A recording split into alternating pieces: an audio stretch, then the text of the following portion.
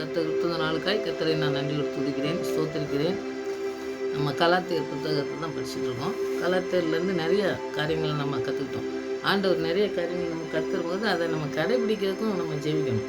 வசனத்தை மாத்திரம் தியானிக்கிறது மாத்திரம் இல்லை, அதுபடி நம்ம நடக்கிறதுக்கு ஆண்டவர்கிட்ட நம்ம ஜெபிக்கணும். நம்ம சொந்த முயற்சியில் அதில் நம்ம ஜெயிக்க முடியாது. அதனால் ஆண்டவருடைய ஆவியான ஒரு உதவியில் தான் நம்ம அதை ஜெயிக்க முடியும். அதில் நிறைய காரியங்கள் நம்ம கலாத்தியரில் படிச்சுட்டே வந்திருக்கோம். இன்றைக்கும் அதை தான் கலாத்தியரில் 5வது இடத்துல 1வது வசனத்துலேருந்து 11வது வசனம் வரைக்கும் இன்றைக்கி தியானிக்கலாம். அதுலேயும் நிறைய காரியங்கள் நமக்கு கற்றுத்தராரு ஆண்டவர். ஆண்டவர் எழுத சொன்னது தான் ஆவியானவர் சொன்னது தான் எழுதி தருபவர்கள் அப்போ நமக்கு அந்த காரியங்களை கற்றுக்கிடுறது மாத்திரம் இல்லை, அதை கடைபிடிக்கும் பொழுது நம்முடைய வாழ்க்கையில் நிறைய ஆசீர்வாதத்தை நம்ம சுதந்திரிக்க முடியும். சத்துருவின் நிறைய காரியங்கள் சத்துரு நமக்கு கொண்டு வர காரியங்கள்லேருந்து நம்மளை விடுதலை பண்ணதுக்கு ஆண்டவர் நமக்கு ரத்தம் சிந்தி நம்மளை மீட்டு எடுத்துருக்காருங்கிற அந்த உறுதியான விசுவாசமே இந்த கலாத்தியர் புத்தகத்தில் நிறையா நம்ம படிச்சுட்டே வரோம். ஆண்டவர் பெரிய காரியங்களை இந்த வசனத்தின் மூலமாக செய்வார்னு சொல்லி இன்றைக்கி நம்ம விசுவாசத்தோடு இந்த வசனத்தை தியானிப்போம், ஜெயிப்போம். நல்ல தகப்பனே நமக்கு நன்றி செலுத்துகிற சுவாமி. இந்த நாட்களிலும் வசனங்களை தியானிக்கும் பொழுது நீங்கள் எங்களோடு கூட பேச வேண்டுமா ஜெபிக்கிறோம்ப்பா. நீங்கள் எதற்காக எங்களை ரட்சித்து எங்களை மீட்டெடுத்தீங்க என்ப அந்த காரியங்களை நாங்கள் கற்றுக்கொள்ளத்தக்கதாக எங்களுக்கு ஆவியான உதவி செய்வேணுமா ஜெபிக்கிறாண்டவரே. அது கீழ்ப்படிந்து நடந்து அந்த ஆசீர்வாதத்தை சுதந்திரத்துக்குள்ள எங்களுக்கு கிருபை தந்து வண்ணத்தை போக்காக நன்றி செலுத்துகிறோம். இந்த வசனங்களுக்காக நன்றி ஆண்டவரே. இதை எழுதி தந்து எங்களுடைய வாழ்க்கையிலே என்ன ஆண்டவரே நீங்கள் வச்சுருக்க நோக்கத்தை நாங்கள் நிறைவேற்ற அதன்படி நடக்க எங்களுக்கு நீங்கள் கற்றுத்தந்து வழிநடத்த எங்களுக்கு எழுதி தந்திருக்க அந்த வார்த்தைகளை நாங்கள் படிக்கும் பொழுது அதை அப்படியே வாசித்து நாங்கள் போகாதபடி அதை கடைபிடிக்கவும் ஆவியானவர் எங்களுக்கு உதவி செய்யணுமா ஜெபிக்கிறோம். கேட்குற பிள்ளைகளுக்கு அப்படியே நீ செய்ய போக்காக நன்றி செலுத்துகிறோம். எங்களோடு கூட பேசுங்க. வசனங்களை தியானிக்கும் பொழுது ஆவியானவர் எங்களோடு கூட இருந்து எங்களை நடத்தி செல்லுமா ஜெபிக்கிறோம். அர்ப்பணிக்கிறோம், பொறுப்பெடுத்துக்கொள்ளுங்க. இது எங்களுக்கு பிரசனம் எங்களை தாங்கணுமா ஜெபிக்கிறேன். புதிக்கான மயமெல்லாம் அமைதியை செலுத்துகிறேன். இயேசு ரட்சகர் நாமத்தில் ஜெபங்களுக்கு நல்ல பிதாவே, ஆமென். பாடித்து ஆண்டவருடைய வசனம்.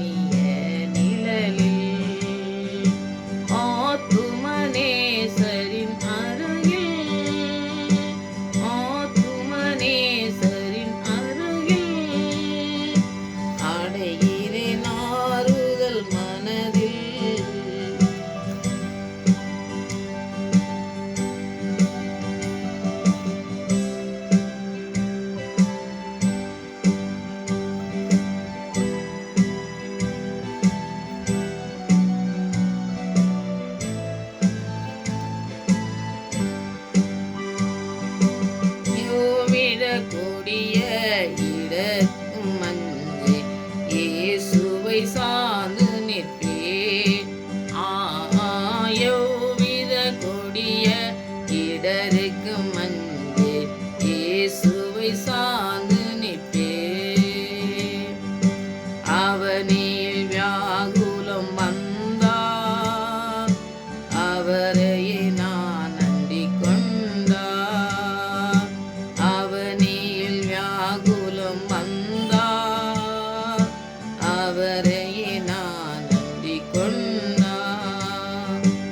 அலை மிகு மோதிடும் அண்ணா, அலை மிக மோதிடும் அண்ணா, ஆறுதல் அளிப்பதாய் சொன்னார்.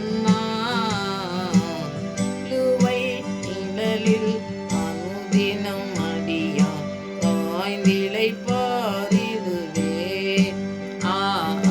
சிலுவை நிழலில் அனுதினம் அடியான் சாய்ந்திலை பாரிடுவே.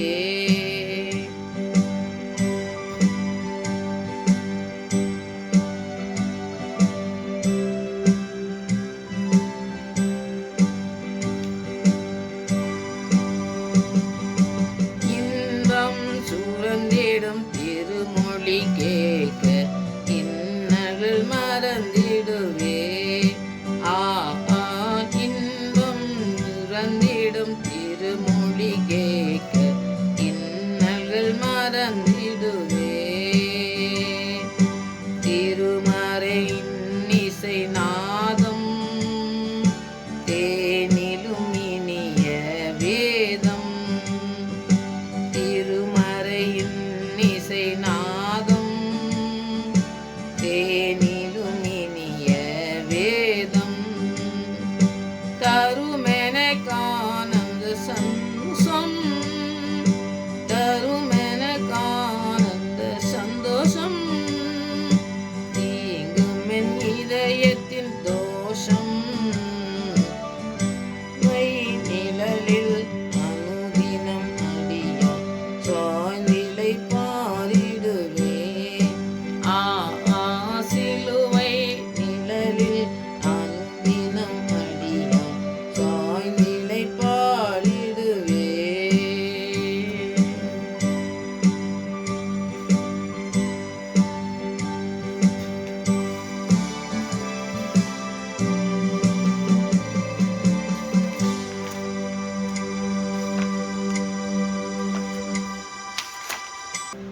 நம்ம கலாத்தியர் 5வது அதிகாரத்தில் 1வது வசனத்துலேருந்து 11 வசனம் வரைக்கும் நம்ம படிக்கணும்.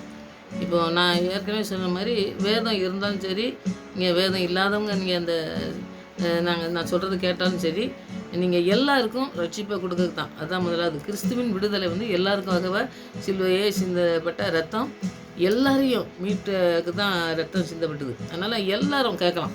ஆண்டவர் வந்து எல்லாருக்கும் அதிகாரமாக பிள்ளையாக ஆகுறதுக்கு அதிகாரம் கொடுத்துருக்காரு. அவருடைய நாமத்தினால யாரெல்லாம் அவர் நோக்கி கூப்பிட்றாங்களோ அவங்க பூரா அவங்க பிள்ளைன்னு சொல்லியிருக்காரு. அப்போ யார் என்ன சொன்னாலும் சரி, நீங்கள் அந்த மாதிரி எங்கே வர முடியாது அப்படின்னு சொல்லி யாராவது ஒரு செய்திகளை கூட தவறாக சொன்னால் கூட, இப்போ இஸ்ரேல் மக்களுக்கு அப்படி தான் சொல்கிறாங்க.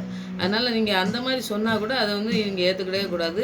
ஆண்டவர் எல்லாத்துக்காகவும் எல்லாருக்கும் ரட்சிப்பை கொடுக்குறதுக்கு, எல்லாத்துக்கும் மீட்பை கொடுக்க, எல்லாத்தையும் ஆசீர்வதிக்கிறதுக்கு ஆண்டவர் சிலுவையிலே மரித்து உயிர்த்தெழுந்தவராக இன்றைக்கு நம்மளோடு கூட பேசுகிற ஆவியானவரோடு கூட நம்மளை உயிர்ப்பிக்க தான் நம்மளோடு கூட பேசிக்கொண்டு இருக்காரு. அதனால் எந்த எந்த வேதனையாக இருந்தாலும் சரி, எந்த காரியங்கள் நமக்கு தெரியல புரியலை, நம்முடைய வாழ்க்கை எப்படி இருக்குன்னு சொல்லி நம்ம கலங்கி தவிக்கும் போது இந்த வார்த்தைகள் தான் நம்மளை வந்து தடைப்படுத்துது, நம்மளை வந்து பலப்படுத்துது. அதனால் அவர் வந்து ஊழியம் செஞ்சதை பற்றி நிறைய சொன்னார், நம்ம ஆண்டவர் செஞ்சதை சொன்னார்னு சொல்லி நம்ம படித்தோம்.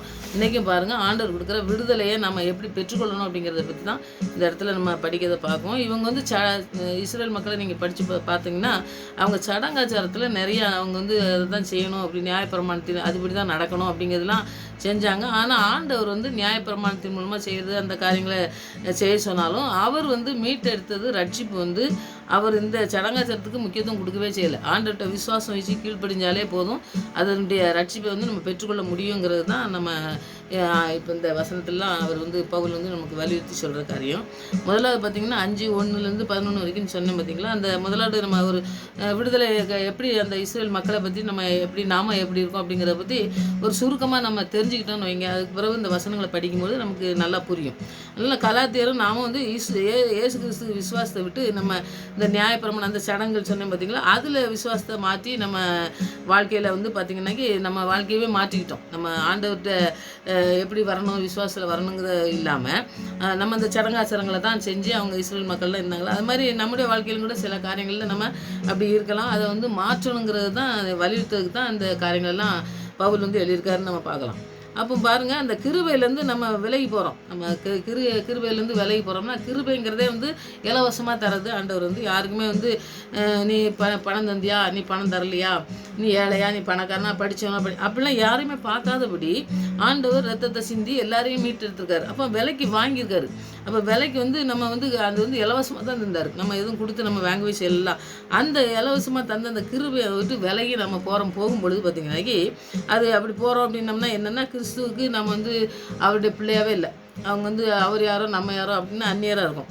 அடுத்து நம்முடைய வாழ்க்கையில் எந்த விதமான சம்மந்தமும் அவருக்கு கொடுக்கறது, நம்மளோட வாழ்க்கையில் எதாவது நடக்கணும்னாக்கி, நம்ம செயல்படணும்னாக்கி, ஏதாவது நம்ம சிந்திக்கணும்னாலும் கூட ஆண்டவர் நமக்கு கொடுத்துருக்க அந்த கிருபையின்படி ஆண்டவரேன்ட்டு ஜெபித்து நம்ம கடந்து போகிறோம் பார்த்திங்களா, அந்த இது இருக்கவே இருக்காது. அப்படி இல்லாமல் இருக்கிறது தான் இந்த ஆண்டவருடைய கிருபையிலேருந்து விலகி போகிறதுன்னு நம்ம பார்க்கணும். அவர் சிறுவன் மரத்தினால நமக்கு ரட்சிப்பை பெற்றிருக்கோங்க. அந்த நிச்சயம் நமக்கு இல்லாமல் ஆண்டவரை விட்டு நம்ம விலகி போகிறது அவரோட நம்ம ஐக்கியம் இல்லாமல் இருக்கிறதுனாலே அந்த காரியங்கள்லாம் நமக்கு நடக்குது. அந்த தேவைக்கு அவருடைய கிருபைக்கு நம்ம விலகி போகிறது மாத்திரம் அவர்கிட்ட இருந்த ஐக்கியம் நம்மளோட கூட அவர் பேசுறது, நாம் அவரோட பேசுகிறோம் பார்த்திங்களா, அது அந்த நிலையாகவே இருக்காது. நமக்கு நிலை இல்லாமல் நம்மளுடைய வாழ்க்கையில் நிறையா ஆண்டுடைய ஆசீர்வாதத்தை இழந்து விட காரியத்தில் நம்மளை தள்ளி விட்டுரும்.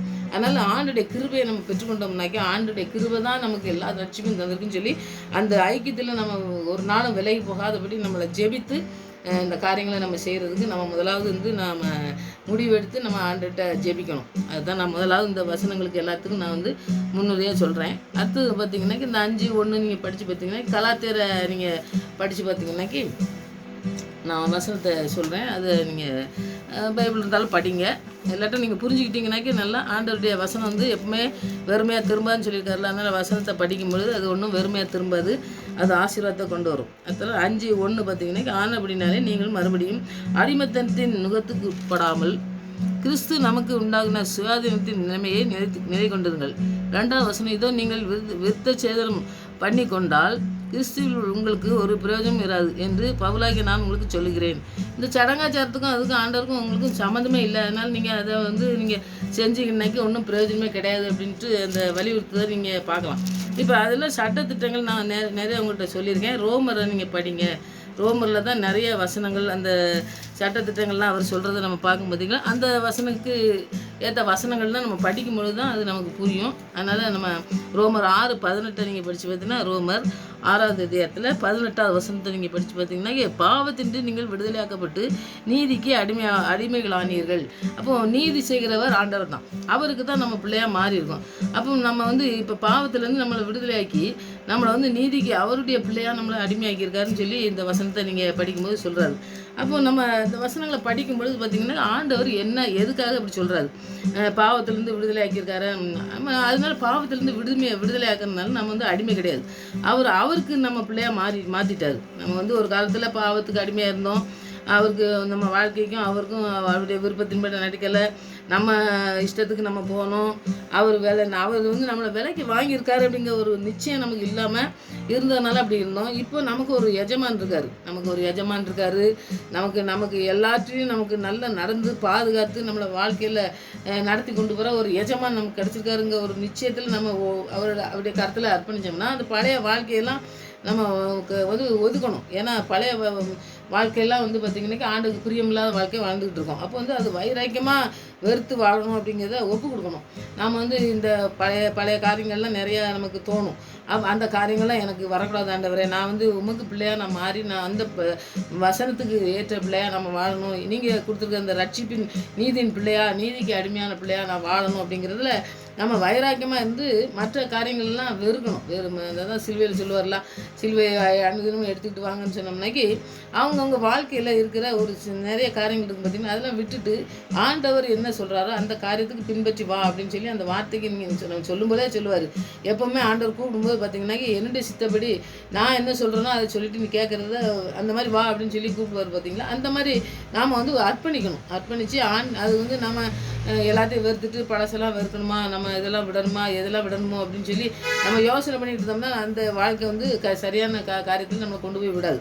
அதனால் ஆவியானவர் ஆண்டவர் நமக்கு என்ன சொல்லித்தராரோ அதை நம்ம கற்றுக்கொள்வதற்கு நம்ம ஒரு நாளும் ஒப்பு கொடுத்து ஜெபிக்கணும். ஆண்டவருடைய உதவியை நாடி நம்ம ஜெபிக்கும் பொழுது பிசாசை நம்ம ஜெயிக்க முடியும். அந்த காரியத்தை நீங்கள் செய்கிறதுக்கு நீங்கள் முயற்சி பண்ணிங்கனாக்கி ஆண்டவர் நமக்கு உதவி செய்வார். அந்த காரியத்தை செய்ய சொல்லி இங்கே அடிமையான பிள்ளை கிடையாது. நீ வந்து நீதிக்கு அடிமையான ஆண்டவர் விடுதலையாக்கி உன்னை வச்சுருக்காரு, அவருடைய பிள்ளை அப்படின்னு சொல்லி எவ்வளோ அதிகாரத்தோடு சொல்கிறாரு பாருங்கள். அப்போ ஆண்டருடைய பிள்ளையாக இருக்கும்பொழுது நமக்கு இந்த பிசாசனம் கொண்டு வர ஒரு சின்ன சின்ன காரியங்கள்லாம் கொண்டு வந்து நம்மளை அடிமைத்தனத்துக்கு கொண்டு போகும்போது நம்ம அதில் நிற்காமல் அதில் ஜெயிக்கிறதுக்கு ஆண்டருடைய உதவியை நாடி நம்ம ஜெயிக்கணும். அதுக்காக தான் அந்த வசனங்களை நம்ம படிக்கணும். அப்படி நீ ஜெயிங்க, ஆண்டவர் பெரிய காரியங்களை செய்வார். கலாத்தியர் 5வது இடத்துல இப்போ 3:4 படிச்சிங்கன்னாக்கி 3வது மேலும் விருத்தசேதனம் பண்ணிக்கொள்கிற எந்த மனுஷனும் நியாயப்பிரமாணம் முழுவதையும் நிறைவேற்ற கடனாளியாக இருக்கிறான் என்று மறுபடியும் அந்த அப்படிப்பட்டவனுக்கு சாட்சியாக சொல்கிறேன். அடுத்தது இந்த 4வது வசனத்தையும் பார்த்திங்கன்னா நியாயப்பிரமாணத்தினால் நீதிமான்களாக விரும்புகிற நீங்கள் யாவரும் கிறிஸ்துவை விட்டு பிரிந்து கிருபை நின்று விழுந்தீர்களே.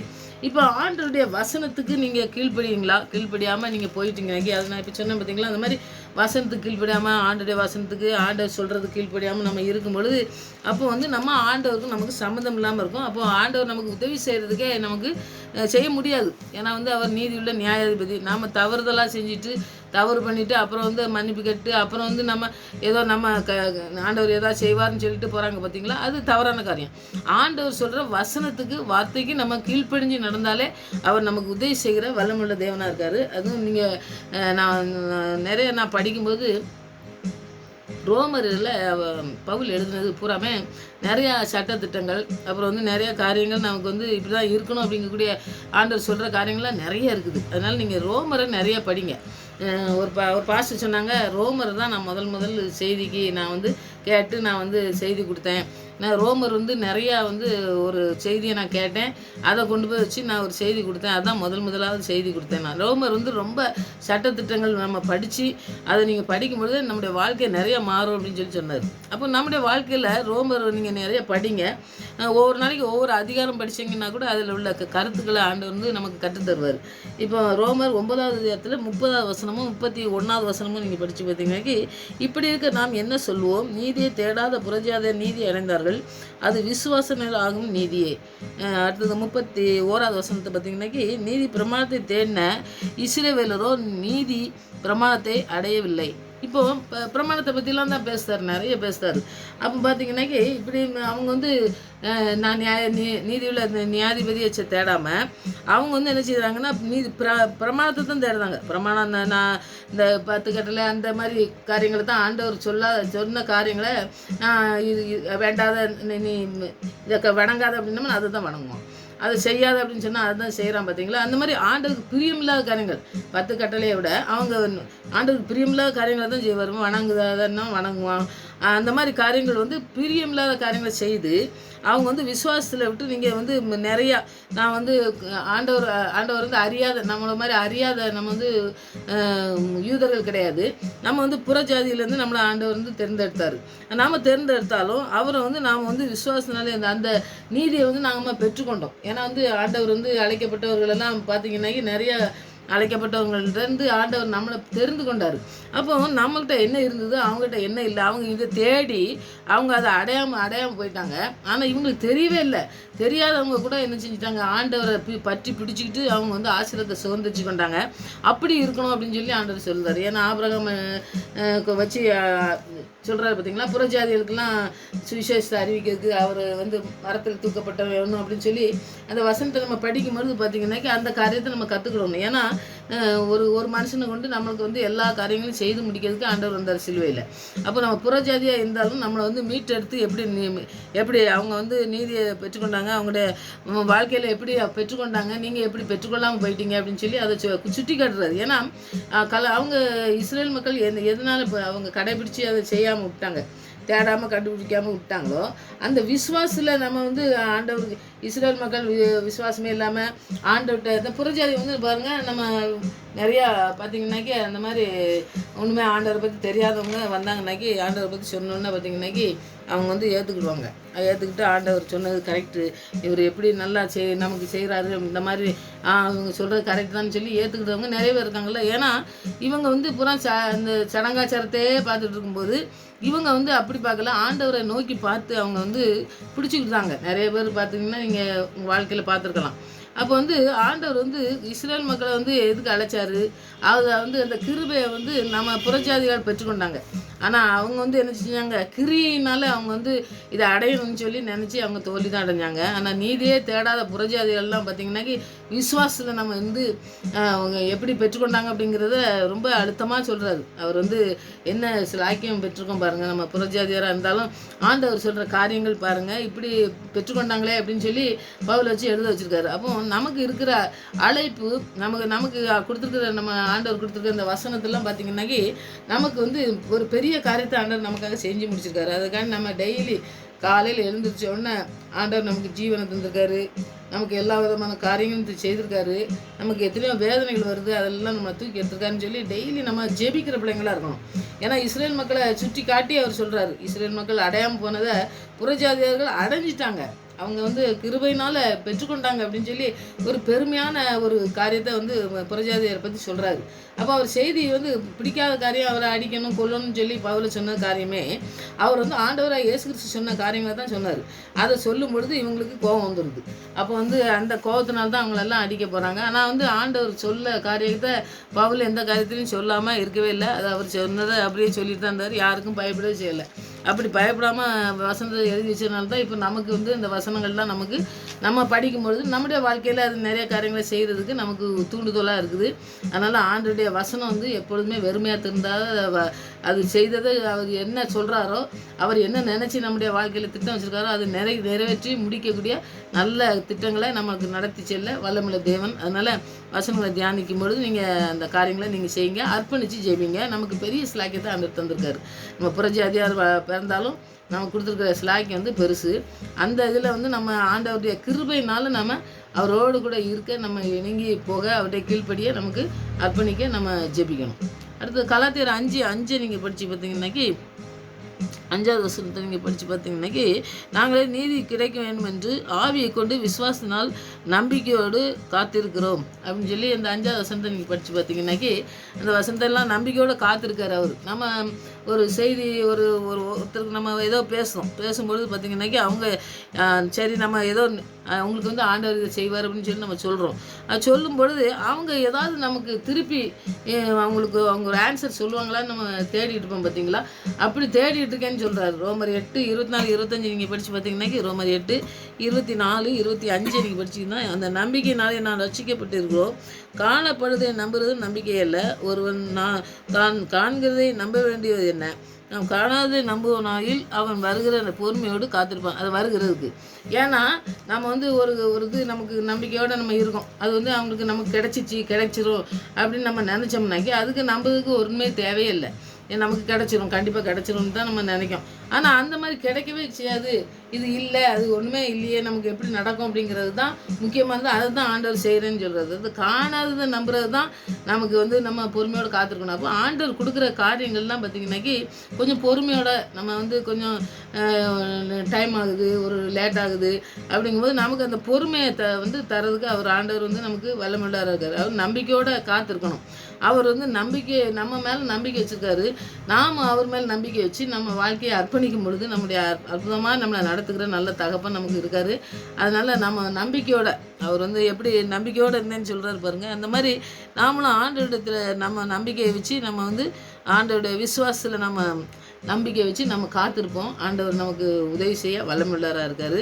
அதனால் காத்திருப்பது வந்து அதிக நாள் காத்திருப்பது இதயத்தை இழக்க பண்ணும். விரும்பினது வரும்பொழுதோ சீவ விருச்சம் போல் இருக்கும். அப்படின்னா நமக்கு வந்து ஒரு காரியங்கள் நடக்கும்பொழுது தான், அதாவது பொறுமையோடு இருக்கிறது வந்து ரொம்ப கஷ்டமாக இருக்கும். ஆனால் வந்து அது ஆண்டவர் கொடுக்குற ஆசீர்வாதத்தை நம்ம சுதந்திரிக்கும் பொழுது அது வந்து உலகத்தில் அதை விட எதுவுமே ஒரு சந்தோஷமே இருக்காது. அப்படிப்பட்ட சந்தோஷத்தை தந்து நம்மளை நடத்துகிற தேவன் நிறைய வேதத்தில் இருக்காங்க. நிறைய கேரக்டர் நம்ம படிக்கும்போது பார்த்திங்கன்னா அப்படி இருக்காங்க. அப்படி நம்மளே நடத்தக்கூடிய தகப்பன் நம்மளோட கூட இருக்கார். அதனால் ஒன்றுக்கும் ஏதோ நமக்கு நடக்கலையேன்னு சொல்லி பொறுமையை இழந்து நம்ம ஏதோ செய்து நம்முடைய வாழ்க்கையில் நிறைய காரியங்கள் பிசாசனம் கொண்டு வர தான் செய்வோம். ஆனால் அதுக்கெல்லாம் தடுத்து நிறுத்தோம்னா வேத வசனங்களில் நம்ம தியானித்து இன்னும் அதிகமாக நம்ம ஆண்டவர்கிட்ட கீழ்ப்படிஞ்சு நடக்கிறதுக்கு நம்ம ஒப்பு கொடுத்து நம்ம ஜெயிப்போம். ஆண்டவர் பெரிய காரியங்களை செய்வார். இப்போ அஞ்சாவது அதிகாரத்தில் 6வது வசனத்தை நீங்கள் படிச்சுப்போனா, கிறிஸ்து இயேசுவிலிருந்து வித்தச்சனமும் இல்லாமையும் ஒன்றுக்கும் உதவாது, அன்பினால் கிரியை செய்கிற விசுவாசமே உதவும் அப்படின்னு சொல்லி நம்ம படிக்கும். அப்போ அன்பு தான் ரொம்ப முக்கியமானது. அன்பு தான் பெருசுன்னு சொல்லி நம்ம கொரிந்தியரில் எழுதியிருப்பார். அப்போ அன்பு தான் ஆண்டவர்னு சொல்கிறாரு, அன்பாக இருங்கங்காரு. அப்போ அன்பு வந்து ரொம்ப பெருசாக இருக்குது. அன்புக்கு ஈடானது எதுவுமே இல்லை. அப்போ அன்புன்னு சொல்லி நம்ம சொல்கிறோமே, ஏன் அன்பை பற்றி அப்படி அத்தனை காரியங்களை அவர் சொல்கிறாரு அப்படிங்கிறத நம்ம பார்க்கும்பொழுது 1 கொரிந்தியர் 7வது அதிகாரத்தில் 19வது வசனத்தில் நீங்கள் படிச்சு பார்த்தீங்கன்னா, வித்தச்சனம் ஒன்றுமில்லை, வித்தச்சனம் இல்லாமல் ஒன்றுமில்லை, தேவனுடைய கற்பனையை கைக்கொள்வதே காரியம். அப்போ ஒரு காரியத்தை சொல்கிறாரு, அந்த காரியம் தான் நீ செய்யணும் அப்படின்னு சொல்லி சொல்கிறாரு. ஏன்னா கற்பனைன்னா ஆண்டவர் கொடுக்குற கட்டளை, அதெல்லாம் நீ கை கொள்ளணும் அப்படின்னு சொல்லி சொல்கிறது. ஏன்னா அவர் விசுவாசனர் ரசித்து அந்த கீழ்ப்படுதல், அந்த அன்பு, அதெல்லாம் வந்து ஆண்டவருடைய ஊழியம் செய்யணுனாக்கி அதுதான் தேவை. அது தேவைங்கிறதுக்கு நம்ம ஆண்டவருக்கு கீழ்ப்படியணும். முதலாவது ஒரு கற்பனையை கை கொள்ளுங்கள், இதுதான் காரியம் அப்படின்னு சொல்லி சொல்கிறாருன்னா அதுக்கு அர்த்தம் என்னென்னா, நம்ம கீழ்ப்படியணும், அவர்கிட்ட வந்து அன்பு செலுத்தணும். அவர் கொடுக்குற அந்த வசனத்துக்கு கீழ்ப்படிஞ்சு நம்ம ஆண்டவர் கொடுக்குற வேலையை செய்கிறதுக்கு நம்மளை வந்து தகுதிப்படுத்துறது அவருடைய வார்த்தைக்கு கீழ்ப்படியது தான். முதலாவது கீழ்ப்படிதல் தான் முக்கியமானதுங்க. விசுவாசத்தில் ரட்சிப்பை பெற்றுக்கொள்ளணும், அவர்கிட்ட கீழ்ப்படியணும், அவருடைய அன்பு செலுத்தணும். அப்போ வந்து ஆண்டவருக்கு ஊழியம் செய்ய முடியும். இது வந்து ஆண்டவருடைய ஊழியம் செய்கிறத பற்றி தான் அவர் சொல்கிறாரு.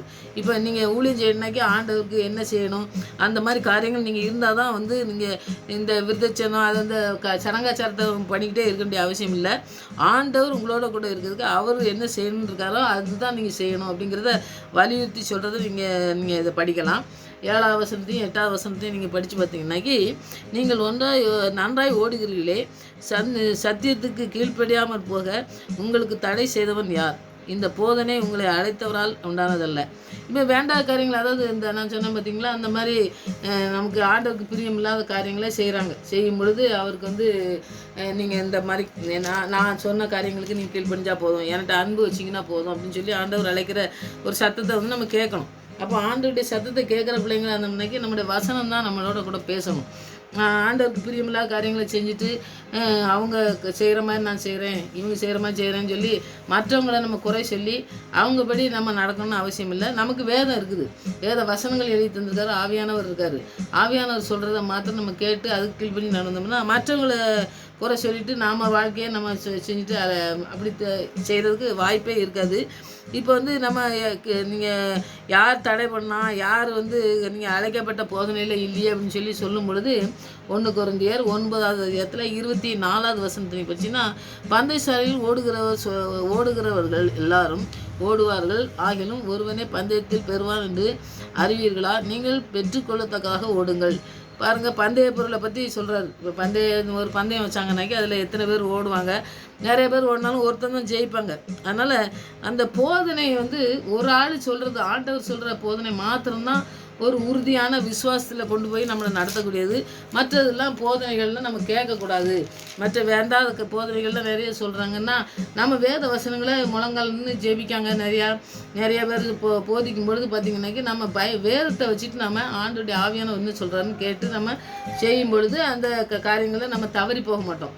அந்த மற்றவர்களை பற்றி மற்றவர்கள் தொடர்பு வச்சு அந்த காரியங்களில் வந்து சுய அடக்கம் இல்லாமல் அதான் இஷ்டப்படி நடக்கிறது, அது சுயமாக தோன்றதை செய்தது, அது வந்து அதெல்லாம் செய்யாமல் இருக்கிறது, அதெல்லாம் செய்யாமல் இருக்கணும் அப்படிங்கிறது தான் ஆண்டவர் சொல்கிறது. இப்போ நம்ம இஷ்டப்படி நடக்கணும்னாக்கி அதெல்லாம் நான் செய்ய மாட்டேன் அப்படின்னு சொல்லி நம்ம வந்து ஜெபத்தோடு கூட நம்ம வந்து அது சொல்லணும். அடுத்து வந்து நமக்கு தோன்ற காரியங்கள், நமக்கு தோன்றது தான் ஆண்டவரே சொல்கிற மரண வழின்னு சொல்லி. நமக்கு வழி என்ன வழி தெரியும், நல்ல வழியே தெரியாது. அதனால் நமக்கு தோன்றதை சொல்லும் பொழுது அதுக்கு வந்து நம்ம இது செய்ய மாட்டேன்னு சொல்லி மறுத்து நம்ம ஆண்டோடைய அன்பில் தான் நம்ம வந்து அதில் நம்ம பயிற்சி வைக்கணும். ஏன்னா வந்து நம்ம வேத வசனங்கள்லாம் படிக்கும்பொழுது நிறைய காரியங்கள் ஆண்டவர் சொல்லித் தரும்பொழுது பார்த்திங்கன்னா வேத வசனங்கள் தான் நம்மளை போதிச்சு நம்மளை இன்னும் அதிகமாக நடத்தும். அதுதான் பவுல் சொல்லுவார், நான் எல்லா முதிர்வயதை கூட நான் வந்து ரொம்ப முதிர்ச்சியாக இருக்கேன் அப்படின்னு சொல்லுவார். அப்போ வேத வசனங்களை படித்தவங்க நிறைய பேர் இருந்தாங்க. ஆனால் ஆண்டவர் சொல்லிக் கொடுக்கும்பொழுது இவர் எழுதுகிற காரியங்கள்லாம் பாருங்கள் நிறையா நமக்கு ஆச்சரியமாக இருக்கிற மாதிரி பேதுருவே சொல்லுவார், இவர் எழுதுறது நிறையா காரியங்கள் நமக்கு புரியாது அப்படின்பாரு. அப்போ அந்த வார்த்தைகள்லாம் பார்த்திங்கன்னா யார் சொல்லிக் கொடுக்கா? படித்ததுனால வருதா இல்லாட்டி ஆவியானவர் சொல்லி தந்து நமக்கு நம்ம படிக்கமா அப்படிங்கிறத நாம் வந்து செய்யணும். ஆண்டவருக்கு கீழ்ப்படிஞ்சிருக்கணும். அவருக்கு வந்து பிரியமில்லாத காரியங்கள், அந்த பிரியமில்லாத காரியங்களை செய்யும் பொழுது அதுக்கெல்லாம் நம்ம வந்து எதிர்த்து நிற்கணும்னாக்கி ஆண்டவருடைய ஆவியானவரில் நம்ம வந்து இன்னும் பயிற்சிவிக்க தேவனால் பயன்படுத்துறதுக்கு நம்ம வந்து அர்ப்பணித்து நம்ம ஓடுறதுக்கு நம்ம ஜெபிக்கணும். ஜெபிக்கும் பொழுது ஆண்டவர் பெரிய காரியங்களை நம்முடைய வாழ்க்கையில் செய்கிறத நம்மளே பார்க்க முடியும். அதை நீங்கள் ஜெபத்தோடு கூட செய்யுங்க, ஆண்டவர் பெரிய காரியங்களை செய்வார். இப்போ கலாத்தியர் 5:9 படித்து பார்த்தீங்கன்னாக்கி புளிப்புள்ள கொஞ்சம் மாவானது புளித்த மாவை அனைத்தையும் உப்பை பண்ணும். 10வது வசனத்தை படித்து பார்த்தீங்கன்னா 10, 11, 3 படித்து பார்த்தீங்கன்னா நீங்கள் வேறு விதமாக சிந்திக்க மாட்டீர்கள் என்று நான் கர்த்தருக்குள் உங்களை குறித்து நம்பிக்கையாக இருக்கிறேன். உங்களை கலக்கிறவன் எப்படிப்பட்டவனாக இருந்தாலும் தனக்கேற்ற ஆக்கினை அடைவான் அப்படின்னு சொல்லி நம்ம 10வது வசனம் படிக்கும். 11வது வசனம் சகோதரே, இதுவரைக்கும் நான் விதச்சனத்தை பிரசங்கிக்கிறவனாக இருந்தால் இதுவரைக்கும் என்னத்திற்கு துன்பப்படுகிறேன். அடிமையானால் சிலுவை பற்றி வரும் இடரல் ஒழிந்திருக்குமே. இப்போ இதுக்கெல்லாம் பார்த்தீங்கன்னாக்கி 2 கொரிந்தியர் 2வது அதிகாரத்தில் 3வது வசனத்தை நீங்கள் படித்து பார்த்தீங்கன்னாக்கி நீங்கள் வசனத்தை தியானிங்க, ஆண்டவர் உங்களோட கூட பேசுவார். 2வது அதிகாரத்தில் 3வது வசனத்தை நீங்கள் படித்து பார்த்தீங்கன்னாக்கி என்னுடைய சந்தோஷம் உங்கள் எல்லாரும் சந்தோஷமாக இருக்க வேண்டும் என்று நான் உங்களை எல்லாரையும் பற்றி நம்பிக்கை உள்ளவனாக இருந்து நான் வரும்போது என்னை சந்தோஷப்படுத்த வேண்டிய அவர்களாய் நான் துக்கமடையாதபடிக்கு அதை எழுதுகிறேன் சொல்லி யாருக்கு உங்களுக்கு எழுதுகிறேன்னு சொல்கிறாரு. அப்போது அவர் வந்து எல்லா வசனங்களெல்லாம் போதிச்சுட்டு இருக்காரு. அப்போ வந்து அவர் வரும்பொழுது நீங்கள் அவர் சந்தோஷமாக அவருடைய வாழ்க்கையில் எப்படி நம்ம சொன்ன வார்த்தைகள்லாம் எப்படி கீழ்ப்படிஞ்சுட்டு இருக்காங்க அப்படின்னு சொல்லி சொல்கிறத அவருக்கு கேட்கணும், பார்க்கணும் அப்படின்னு சொல்லி அவர் வந்து வாழ்க்கையில் இது பண்ணுறாரு. வாழ்க்கையில் வந்து பாருங்கள், தீமையாக அந்த 9வது வசனத்தை பார்த்தீங்கன்னாக்கி நம்ம வாழ்க்கையெல்லாம் கிறிஸ்தவ சமயத்தில் வர்ற ஒரு கெட்ட, அதாவது வேண்டாத காரியங்கள்லாம் பரப்புதாங்க பார்த்தீங்களா. வேண்டாத காரியங்கள், வேண்டாத வசனங்களில் உள்ள காரியங்களை கூட நமக்கு வந்து புரியாத மாதிரின்னு சொல்லுவாங்க. சிலர் வந்து அதையே வேறு மாதிரி எடுத்து சொல்கிறவங்களும் இருப்பாங்க. ஏன்னா பவுலே சொல்லுவார், தேவ தூதனானாலும் யார் வந்தாலும் சரி இந்த வசனத்தை வேறு வழியே சொன்னோம்னாக்கி அவன் சபிக்கப்பட்டவன்னு சொல்லுவார்ல. அந்த மாதிரி வேத வசனங்களை நம்ம படிக்கும் பொழுது அது நம்மளோட கூட பேசும். அப்போ நம்ம வந்து நம்ம செய்திகளை கேட்கும், நிறைய செய்திகளை கேட்கும்போது நம்ம வந்து அதுலேருந்து நம்ம வந்து எப்படியோ நம்ம தப்பாக போவோம் அப்படிங்கக்கூடிய காரியங்கள் வரவே வராது. இந்த புளித்த மாவு அப்படின்னு சொல்லி அவர் வந்து எழுதுறது நம்ம பார்க்கலாம். 1 கொரிந்தியர் 5:6 நீங்கள் படித்து பார்த்தீங்கன்னா 1 கொரிந்தியர் 5:6 சொன்னார்ல. அந்த மாதிரி வசனங்கள்லாம் நீங்கள் படிங்க. அந்த வாழ்க்கையில் வந்து தீமை, அந்த கிறிஸ்தவ சமுதாயத்தில் வரக்கூடிய இந்த கெட்டு போகக்கூடிய இந்த காரியங்களெல்லாம் பரப்புறது நிறைய பரப்புதாங்க. அதுக்கு தான் பவுல் வந்து இந்த புளித்த மாவை குறித்து பேசுகிறார், அந்த காரியங்களை சொல்கிறாரு. அவர் பாவத்தை குறித்து பேசும்போது தான் இந்த புளித்த மாவு எல்லாத்தையும் புளிக்க வச்சிரும்னு சொல்கிறாரு. பாவத்திலேருந்து மீட்பை வந்து வெற்றி தந்த ஆண்டவர் தான் நமக்கு தந்திருக்காரு அப்படின்னு சொல்லி ஆவியானவர் மூலம் இந்த காரியத்தை வந்து நம்ம மீட்பை பெற்றுக்கொள்ள நம்ம ஜெபிக்கணும். ஏன்னா வந்து மீட்பை வந்து யாருமே செய்யலை. ஆனால் இவர் வந்து நீங்கள் மீட்பை பெறணும்னு சொல்லி தான் அவர் வந்து வலியுறுத்துறாரு. ஏன்னா புளித்த மாவுன்னு சொல்லும் பொழுதே பார்த்திங்கனாக்கி நம்ம ஒரு மனுஷனுடைய வார்த்தைக்கு அவன் வந்து இப்படி வாழ்க்கை நல்லா இல்லை, என் வாழ்க்கை வந்து கெட்டு போயிருக்கு அப்படின்னு சொல்லதுக்கு கூட ஒரு நம்ம சமுதாயத்தில் ஒரு காரியங்கள் இருக்கும் பாருங்க. அதுக்கு வந்து அவங்க வந்து வேறு காரியங்களை அவங்களை திருப்பி கொண்டு போய் அவங்க வந்து வாழ்க்கையே வந்து வேறு ஆண்டவருக்கு பிரியமில்லாத காரியங்களில் போயிடும் போது அதுக்கு என்ன செய்யணும் அப்படிங்கிறது தான் அவர் வந்து சொல்லித்தரதை நம்ம பார்க்கோம். ஏன்னா வந்து நீங்கள் வசனங்களை தியானிக்கும் பொழுது அவங்க வசனத்தை வேறு மாதிரி சொல்கிறதுக்கெலாம் வாய்ப்புகள் இருக்குது. அதனால் நாம் வசனத்தை தியானித்து நாம் வசனத்தை தெரிஞ்சு வச்சுட்டு நம்ம ஆண்டவர்கிட்ட ஜெபிக்கும் பொழுது இந்த வசனங்களை தவறுதெல்லாம் நம்ம போதனை செய்யும் பொழுது பவுல்லாம் அதுதான் சொல்லுவார். நான் போதிச்சுட்டு போயிருந்தேன், வேறு விதமாக போதிக்கும்போது அவங்க அதுக்கு சாஞ்சிருந்தாங்க அப்படின்னு சொல்லுவார்ல. அந்த மாதிரி காரியங்கள் வராமல் நம்ம ஆவியானவர் மூலமாக நம்ம அந்த காரியங்கள்லாம் ஆண்டவரே நீங்கள் நாங்கள் இந்த காரியத்தில் விழுந்து விடாதபடி இந்த கெட்ட அந்த சமுதாயத்தில் கிறிஸ்தவத்தை பற்றி வேறு மாதிரி பரப்புது அந்த காரியங்களில் நாங்கள் விழுந்து விடாதபடி நாங்கள் ஆண்டவருடைய மீட்பை பெற்றுக்கொண்ட பிள்ளைங்களாம் நம்ம ஆண்டவர்கிட்ட நம்ம அர்ப்பணித்த பிள்ளைங்களாம் நம்ம ஜெபிக்கிறதுக்கு ஆண்டவர்கிட்ட நம்ம ஜெபிக்கணும். ஆண்டவர் ஜெபிக்கும் பொழுது ஆண்டவர் பெரிய காரியங்களை நமக்கு செய்யத்தான் செய்வார். பிலிப்பியர் 3:16 21 வரைக்கும் நீங்கள் படித்து பார்த்தீங்கன்னாக்கி அதில் ஒரு பெரிய காரியங்கள் இருக்குது. பிலிப்பியர் 3வது அதிகாரத்தில் 16 21 வரைக்கும் நீங்கள் படித்து பார்த்தீங்கன்னாக்கி அதில் உள்ள காரியங்கள் இருக்கும் பாருங்கள். ஆகிலும் நான் எதுவரையிலும் தேறினவனாக இருப்போமோ அது முதல் ஒரே ஒழுங்காய் நடந்து கொண்டு ஒரே சிந்தனையாக இருப்போமாக. நான் இது 21 வரைக்கும் நீங்கள் படிக்க, நீங்கள் வேதம் வச்சுருந்தா படித்து பாருங்கள். ரொம்ப அருமையான வசனங்கள். 16, 17 பார்த்திங்கன்னா சகோதரர் நீங்கள் என்னோடு கூட பின்பற்றுகளாகி நாங்கள் உங்களுக்கு வழிகாட்டுகிறபடி நடக்கிறவர்களை மாதிரியாக துவக்குங்கள். ஏனெனில் 18 ஏனெனில் அநேகர் வேறு விதமாய் நடக்கிறார்கள். அவர்கள் கிறிஸ்துவின் சிலுவைக்கு பயங்கராய் என்று உங்களுக்கு அநேக தரம் சொன்னேன். இப்பொழுது கண்ணீரோடு சொல்லுகிறேன். பாருங்கள், ஒரு வசனத்தை சொல்லும் பொழுது அதில் எவ்வளோ கருத்துக்கள் சொல்கிறாரு பாருங்கள். நான் மாதிரியாக இருக்கிறதுக்கு நீங்கள் பாருங்கள், நீங்கள் ஆண்டவருடைய ஒழுங்காக இருக்கிறதுக்கு நடந்து அவருடைய சிந்தனையோடு நீங்கள் இருங்க. அவர் சிலுவையில் அவர் பயங்கரண்டு உங்களுக்கு இந்த அநேக தரம் சொன்னேன். அவர் நமக்கு ஆண்டவர் எப்படி நமக்கு சிலுவையில் மரணத்தினாலும் நம்மளை மீட்டெடுத்துக்காரு நான் சொல்லிகிட்டே இருக்கேன். நான் கண்ணீரோட சொல்லுதேன்னு சொல்கிறாரு. 19வது வசனத்தை பாருங்கள், அவருடைய முடிவு அழிவு. அப்படி இந்த வசனத்தை வேறு விதமாக சொன்னாங்கன்னாக்கி அவங்கள பற்றி சொல்கிறாரு. தேவன் வயிறு, அவருடைய மகிமை, அவருடைய ரட்சையை, அவருடைய பூமிக்கு ஏற்றவர்களை சிந்திக்கிறார்கள். இந்த பூமிக்குள்ள உள்ள என்ன காரியத்தை தான் சிந்திச்சுட்டு உங்களுக்கு சொல்கிறாங்க. நான் அந்த ஆண்டோடைய இயேசு கிறிஸ்துவினுடைய சிலுவையை பற்றி நான் மேன்மை பாராட்டுறேன்னு சொல்வார்ல, அந்த ஆண்டோடைய காரியத்தை பற்றி தான் மேன்மை பாராட்டி சொல்கிறாரு. அப்போ நம்முடைய காரியங்களை எதையுமே மேன்மைப்படுத்தலை, அவர் மேன்மைப்படுத்தலை, நம்மளும் மேன்மைப்படுத்தக்கூடாதுங்கிறத சொல்கிறாரு. நீங்கள் எப்படி இருக்கீங்கன்னு சொல்லி அவர் வலியுறுத்தி சொல்கிறது நம்ம பார்ப்போம். 20வது வசனத்தை பாருங்க, நம்முடைய குடியிருப்போ பரலோகத்தில் இருக்குது, அங்கே இருந்து கர்த்தராய் இருக்கிற இயேசு கிறிஸ்து என்னும் இரட்சகர் வர எதிர்பார்த்து கொண்டிருப்போம். ஆண்டோடைய வருகைக்கு காத்திருக்க பிள்ளைங்களும் நம்ம இருந்தோம்னாக்கி எப்படி வாழணும், எப்படி இருக்கணும் அப்படிங்கிறத நம்ம புரிஞ்சுக்கிட்டு நம்ம நடந்தோம்னா தான் அந்த இடத்துல நம்ம ஆண்டவருடைய பிரசன்னத்தை நம்ம உணர முடியும். ஆண்டவருக்கு பிரியமான காரியங்களை ஆண்டவர் சிலுவையில் எதுக்கு நமக்காக ரத்தத்தை சிந்தி நம்மளை மீட்டெடுத்தாரு, நம்மளை புறஜாதின்னு சொல்லி விட்டு விடாதபடி நம்மளை எங்கோ இப்போ நமக்கு தெரியாது, நம்ம ஒன்றுமே அறியாத பிள்ளைகளாக இருக்கும்பொழுது நம்மளை நம்ம பிள்ளையாக மாற்றி இருக்காரு. அவருடைய உள்ளங்கையில் வச்சிருக்காரு, நம்மளை வரைஞ்சி வச்சிருக்கேன்னு சொல்கிறாரு.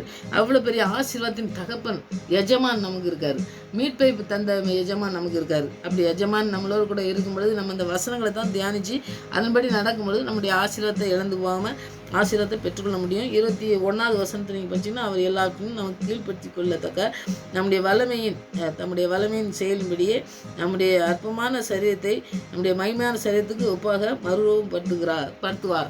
நம்ம மறுரூபப்படுத்தி நம்மளை ஆண்டவருடைய பிள்ளையாக மாற்றிருக்காரு. எவ்வளோ பெரிய ஒரு சிலாக்கியம் பாருங்கள். அந்த வசனங்கள்லாம் படிக்கும் பொழுது நம்ம ஆவியானவர் சொல்லும் பொழுது தியானிக்கும் பொழுது பார்த்திங்கன்னா நீங்கள் நிறைய காரியங்களை கற்றுக்கொள்ள முடியும். ஆண்டவர் பெரிய காரியங்களை நம்முடைய வாழ்க்கையில் செய்கிறதுக்கு தான் நம்மளை அந்த வசனங்கள்லாம் தியானிக்க வச்சுருக்காரு. இப்போ எத்தனை காரியங்கள் சொல்லியிருக்காருன்னு பாருங்கள். பவுல் நம்மளை எப்படி நடக்கணும், நம்ம எப்படி அடிமையின் பிள்ளை கிடையாது, ஆண்டுடைய பிள்ளை அப்படின்னு சொல்கிறாரு. அவர் நம்முடைய வாழ்க்கையெல்லாம் நம்முடைய இஷ்டத்துக்கு போகக்கூடாது அப்படின்னு சொல்கிறாரு. அது நம்ம ஆண்டவருக்கு பிரியமான பிள்ளைகளாக நம்மளை சிலாக்கியமாக நடத்துறதுக்கு நம்ம ஏதோ ஒன்று நமக்கு நம்பிக்கை இருக்குது. அந்த நம்பிக்கையில் நம்ம கொஞ்சம் விலகி போயிட்டோம்னாக்கி நம்ம ஆசீர்வாதத்தை இழந்து போவோம்னு சொல்கிறாரு. அது வர்றதுக்கு கொஞ்சம் பொறுமையோடு காத்திருக்கணும் அப்படிங்கிறத சொல்கிறாரு. அப்புறம் கற்பனையில் நீங்கள் கற்பனையின்படி நடக்கணும், அதுதான் காரியம்னு சொல்கிறாரு. ஏன்னா ஆண்டவருக்கு அன்பாக இருக்கணும், ஆண்டவருடைய ரட்சிப்பை பெற்றிருக்கோம், அவருக்கு கீழ்ப்படியணும், அவருடைய அன்பாக இருக்கணும். அதுதான் ஆண்டவருக்கு ஊழியம் செய்கிறதுக்கே ஒரு சிலாக்கியத்தை நமக்கு தருதுன்னு சொல்கிறாரு. அடுத்தது பாருங்கள், நமக்கு பிரியமில்லாத காரியங்களை செய்கிறது. அடுத்தவங்க ஒரு வசனத்தை சொல்கிறாங்க, ஒரு காரியங்களை சொல்லும் பொழுது அதை கேட்டுட்டு அந்த காரியங்களை நம்ம அதோட ஒப்பிட்டு நம்ம அந்த வாழ்க்கையை வாழக்கூடாது. வசனத்தின் மூலமாக ஆண்டவர் என்ன பேசுகிறாரோ அதன்படி நம்ம நடக்கும் பொழுது ஆவியானவர் மூலம் நமக்கு இந்த காரியத்தை ஆண்டவரை நாங்கள் வேண்டாத காரியத்தில் விழுந்து விடாதபடி எங்களை பாதுகாத்து வழிநடத்துங்க ஆண்டவரேன்னு சொல்லி நம்ம ஜெபிக்கும் பொழுது ஆண்டவர் பெரிய காரியங்களை செய்வார். கடைசியாக பிலிப்பியர்லேயும் அதே மாதிரி தான் சொல்கிறாரு. பரலோகம் தான் நமக்கு ஆண்டவர், பரலோகத்துலேருந்து அவர் வர்றதுக்கு நம்ம காத்திருக்கோம், அவருக்கு எப்படி இருக்கணும் அப்படிங்கிறத பற்றி நிறைய காரியங்களை சொல்கிறாரு. நீங்கள் அதை படிச்சிங்கன்னா தான் உங்களுக்கு கற்றுக்கொள்ள முடியும். ஏன்னா இந்த பிலிப்பியர் 3:16 21 வரைக்கும் படித்து பார்த்திங்கன்னா ரொம்ப அருமையான வசனங்கள். அதிலலாம் பார்த்திங்கன்னாக்கி ஒழுங்காக நடக்கணுங்காரு, நீங்கள் சிந்தனை எப்படி இருக்கணும், நீங்கள் எப்படி இப்போ வாழணும் அப்படிங்கிறத கிறிஸ்து எப்படி நமக்காண்டி அவர் சிலுவையில் மரணத்தை ருசிச்சாருன்னு சொல்கிறாரு. அவர் வர்றதுக்கு எப்படி காத்திருக்கணும், அவர் தான் ரட்சகர். அந்த நம்ம குடியிருப்பு எங்கே இருக்குதுன்னு சொல்கிறாரு. நாம் எப்படி கீழ்ப்படிஞ்சு நடக்கணும் அப்படிங்கிறத சொல்கிறாரு. நம்முடைய சரீரத்தை எப்படி, என்ன அற்புதமான சரீரம் நம்ம சரீரத்தை மண்ணினால் உருவாக்கினார் ஆண்டவர். அந்த மண்ணான சரீரத்தை மகிமைப்படுத்துறதுக்கு ஆண்டவர் வந்தார். அந்த மகிமைப்படுத்தி அவர் பார்க்கணுங்கிற காரியத்தை செய்கிறதுனால தான் நம்ம இன்றைக்கும் ஜீவிக்கிறோம். நம்ம உயிரோடு வச்சுருக்கிறது ஏதோ ஒரு நோக்கம் இருக்குது. அவருடைய நோக்கத்தை நிறைவேற்றணும், அவருக்கென்று ஏதாவது ஊழியம் பண்ணணும், அவருடைய வார்த்தையை சொல்லுகிற பிள்ளைங்களாக இருக்கணும். மற்றவங்களுடைய வாழ்க்கையில் நம்ம என்ன செய்யணும்னு ஆண்டவர் திட்டம் வச்சுருக்காரு, அதுபடி நடக்கணுங்கிறத ஆவியானவர் மூலமாக நம்ம பெற்றுக்கொண்டு வாழணும். மற்றவங்களுடைய செய்தியை கேட்கும் பொழுது முதலாவது ஆண்டவர் என்ன சொல்கிறாரு அப்படிங்கிறத கேட்டுட்டு மற்ற அந்த செய்திகள்லாம் கேட்கும்பொழுது அது சரியாக இருந்தால் அதை நம்ம ஏற்றுக்கணும். அது சரியில்லாமல் இருக்கும்பொழுது அதை விட்டு விடுறதுக்கு ஆவியானவர்கிட்ட நம்ம உதவி கேட்கணும். ஏன்னா நமக்கு சிந்தனைக்கு போயிட்டுனாக்கி அது வந்து எல்லாமே சரியாகவே தெரியும். ஆனால் ஆவியானவருக்கு தான் சரி தவறு எல்லாமே தெரியும். அதனால் வசனத்தை தியானித்தாலும் சரி, மற்ற செய்திகளை கேட்கும் பொழுதும் நாம் வந்து அது சரியான செய்திகளா, ஆண்டவர் கொடுக்குற செய்தி தானா, இது ஆண்டவர் கொடுக்குற ஆலோசனை தானா, ஆண்டவர் வழி நடத்துகிற இந்த வசனங்கள்லாம் வழி நடத்துறதுக்கு நம்மளை கொண்டு போகிறாங்களா அப்படிங்கிறத கேட்டுக்கிட்டு வசனங்களை நம்ம போதிக்கிறது. நமக்கு அப்படி தான் நிறையா கலாத்தியரில் எல்லாம் சொல்கிறாரு, நான் போதிச்சுட்டு வந்துடுவேன், திருடிட்டு போயிருந்தோம் அப்படின்லாம் சொல்கிறாருல. அதெல்லாம் வசனங்களை மாத்திரம் பார்த்திங்கனாக்கி எப்பொழுதும் நம்ம வசனம் தியானிக்கும் பொழுது மற்றவங்க செய்திகளை நிறைய செய்திகள் வருது, அது கேட்கும் பொழுது வசனத்தின் மூலமாக நமக்கு போதிக்காங்களா, இல்லாட்டி வேறு ஏதாவது போதிக்காங்களா, நம்முடைய மனசு சிந்தனைகள் எல்லாவற்றையுமே ஆவியானவருக்கு அர்ப்பணித்து நம்ம அந்த செய்திகள்லாம் கேட்டோம்னாக்கி நமக்கு சரியானது நமக்கு சுட்டி காட்டுவார். அதன்படி நம்ம நடக்கும் பொழுது அதில் தவறி விழாதபடி நம்மளை காக்க வல்லமுள்ள தகப்பன் நம்மளோட கூட இருக்க எஜமான் நமக்கு இருக்கார்.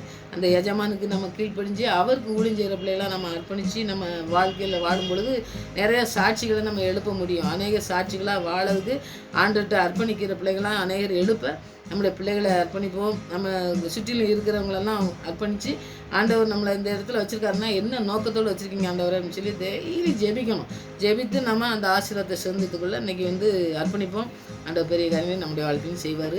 இந்த கலாத்தியரில் எத்தனை யோசனைகள் நமக்கு சொல்லிக்கிட்டே இருக்காரு. அதெல்லாம் நம்ம கற்றுக்கொண்டு நம்முடைய வாழ்க்கையில் கடைபிடிப்போம். ஆண்டவர் பெரிய காரியங்களை செய்வார்.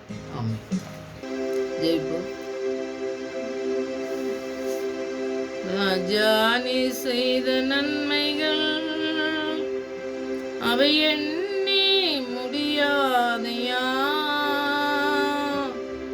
ராஜானி செய்த நன்மைகள் அவை எண்ணி முடியாதையா, ஏறெடுப்பேன் நன்றி பலி என் ஜீவனாலெல்லாம், நான் ஏறெடுப்பேன் நன்றி பலி என் ஜீவனாலெல்லாம். ஆம் சுவாமி, உங்களுடைய வார்த்தையிலே உங்களுடைய ரட்சிப்பை பெற்றுக்கொண்டது மாத்திரம் உங்களுடைய அன்பு உம்மிடத்திலே ஆண்டவரை கீழ்ப்படிந்து நடந்து ஆண்டவருடைய வசனத்துக்கு கீழ்ப்படிந்து நடந்து பொழுது மாத்திரம்தான் நமக்கு இன்று நாங்கள் ஓடி ஜெயிக்க முடியும். ஆண்டவரை சத்துருவை மேற்கொள்ள முடியும். இப்படிப்பட்ட வசனங்களை எங்களுக்கு தந்திருக்கீங்க. நன்றி சுவாமி. நாங்கள் உங்களுடைய ஆண்டவரே தகப்பனே அடிமையாக இருந்த எங்களை, அடிமைத்தனத்திலே கிடந்த எங்களை, புறஜாதியை ஆண்டவரே உமக்கு பிள்ளையாக மாற்றினீங்களே, எங்களுக்கு எஜமானாய் மாறினீங்களே ஆண்டவரே, அதுக்காக உமக்கு நன்றி செலுத்துகிறோம். எங்களுக்கு எஜமானாக இருந்தது எங்களுக்கு ஆண்டவரே எல்லாவற்றையும் செய்து முடிக்கிறவராக இருக்கிறே நன்றி ஆண்டவரே. இப்படி பரிசுத்த ரத்தம் எல்லாருக்காகவும் சிந்தப்பட்டதாக இருக்கிறதே, அதுக்காக நன்றி ஆண்டவரே. அதை ஒவ்வொரு பிள்ளைகளும் அறிந்து கொள்ளட்டும், ஒவ்வொரு பிள்ளைகளும் உணர்ந்து கொள்ளட்டும் ஆண்டவரே. வேறு ஒரு சுவிசேஷம் இல்லையே ஆண்டவரே. நீங்கள் எங்களுக்காக சிந்தின அந்த ரத்தம் மாத்திரம்தான் எங்களுக்கு எல்லாவற்றையும் வந்து மீட்டெடுத்து எங்களை நடத்த வளமுள்ளதாக இருக்கிறது என்று நாங்கள் அறிக்கை செய்து ஓடி ஜெயிக்கிற பிள்ளைகளாய் காணப்பட தேவ கிருபை எங்களுக்கு போதுமானதாக இருக்க வேண்டுமா செபிக்கிறேன் ஆண்டவரே. உங்களுடைய வளமுள்ள பிரசன்னம் எங்களை மூடி மறைத்து இந்த நாளில் பாதுகாக்கிற தயவுக்காக நன்றி சுவாமி. உமக்கு கீழ்ப்படுகிற பிள்ளைகள் ஒரு பொழுதும் வெக்கப்பட்டு போகக்கூடாது ஆண்டவரே.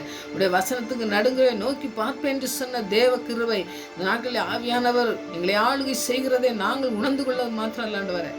வெளியரங்கமாய் நீங்கள் பதில்கான கிருபை செய்ய வேண்டுமாய், இப்படி நாமும் உயர்த்தப்பட நாங்கள் வாழ்க்கையில் வாழ எங்களுக்கு கிருபை தர வேண்டுமாய் செபிக்கிறேன் ஆண்டவரே.